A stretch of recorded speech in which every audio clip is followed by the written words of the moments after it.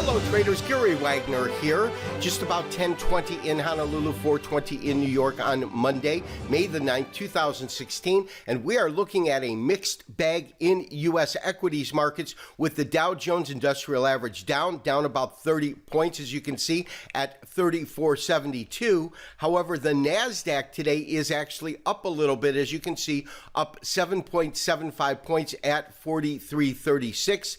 And the Standard & Poor's 500 also trading higher on the day at 2054.50, putting it up about 1.5 points on the day. We'll look at charts in the S&P, Dow Jones. We also definitely need to look at the dollar and oil today as the dollar continues to just rage, and thereby putting extreme pressure on the precious metals markets today. We'll talk about that all on today's Trending Markets. Interesting day for U.S. equities markets. Of course, with job data coming out on Friday, we didn't see a really large upside reaction to the move, and the fact that at least on Friday it was anticipated that there would be no interest rate hikes in June. We certainly got this mixed bag today with the technology sector really ticking up, the Dow Jones Industrial though ticking down off about 34 points. You can see that right here on this daily chart. Of course, when we look at the Standard & Poor's, that was tracking higher today. Now, nominally higher at best, but higher nonetheless. And so when we look at it, 2053 up about a third of a point, not that much. The one thing that we did talk about on Friday that I still believe is important to look at is going to be this 50-day moving average. That's his dotted line right here.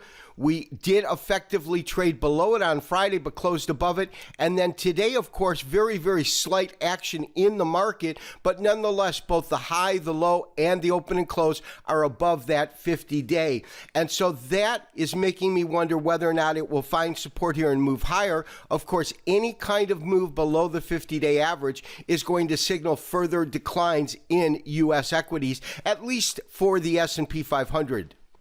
Now, as far as currency goes, and specifically the U.S. dollar, if there has been any kind of a currency war in which all these countries are fighting for a lower value in their dollar to increase their exports, the dollar, at least for the last week, has been losing. We talked about the fact that when it broke through 92, 91, 91, we saw tremendous support come in the market, and that's this candle right in here. We had the remainder of the week seeing the dollar tracking higher, and then a little bit higher today, up about 0.25% at 94.12. So in terms of resistance, we have one area of resistance right here at about 94, has closed above that. And you can see on a historical basis, when we draw a line, across this particular price point here, here, and here, you can see that on all these occasions, this particular price point, meaning 94, was a supportive area on a technical basis. So the fact that we broke below is one thing, but the fact that we're now tracking above is something that we want to look at. Will the dollar find support here on a technical basis? It absolutely could. There's no doubt about that. So just as a side note, Japanese yen trading up over 1% today, up 1.17% at 108.34.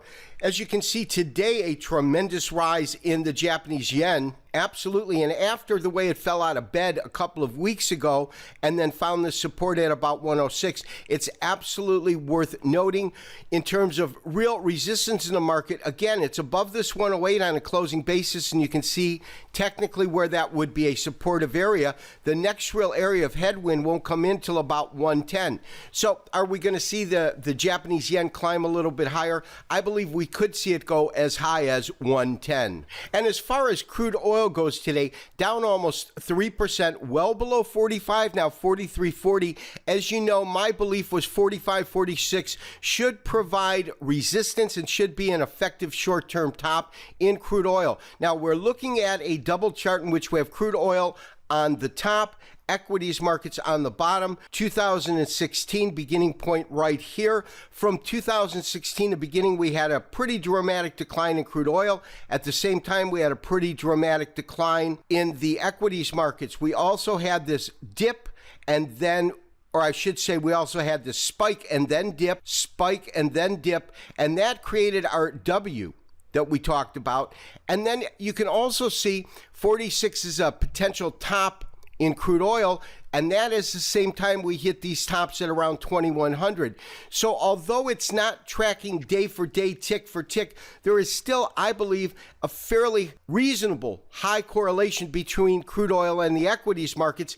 They have decoupled at points, they have come together at points, but there is still certainly some unison going on there. And then lastly, I want to take a quick look at a crude oil chart. Have to move this fib retracement, obviously, to have that make sense. But really what we want to focus on are these channels here, the bull channel as this market went up. And we have just taken price point to the bottom end of this channel line. So if it stays in the channel, we should see a pop. In other words, something like this.